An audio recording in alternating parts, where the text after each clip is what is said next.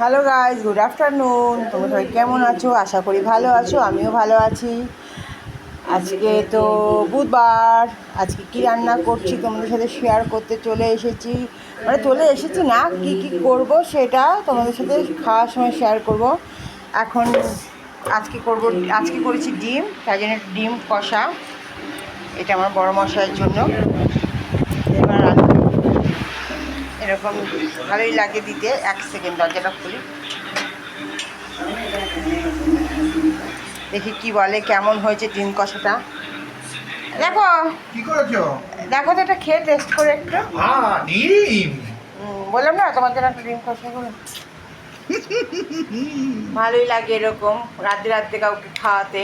তুমি খাওনি? না, তুমি খেয়ে বলো কেমন হয়েছে। দারুণ। দারুণ হয়েছে। আমাকে কিন্তু প্লিজ দিও না, আমি এখন আম খেলাম, আমি কিন্তু খাবো না। একটুখানি। না না না, তুমি খাও। আচ্ছা, ডিম যখন ভালো হয়েছে তো? হ্যাঁ, ভালো হয়েছে তো। আজ ডিম করেছি আর আলু ঢেঁড়সের তরকারি করেছি, আমের চাটনি, পাঁপড় ভাজা আর উচ্ছে আলু সেদ্ধ। আর কি লাগে বলো? উচ্ছে আলু সেদ্ধটা বেশি হয়ে যাবে। তাও করলাম ছিল। ঠিক আছে, চলো তুমি খাও। ভালো লাগছে তো? ওকে, টাটা।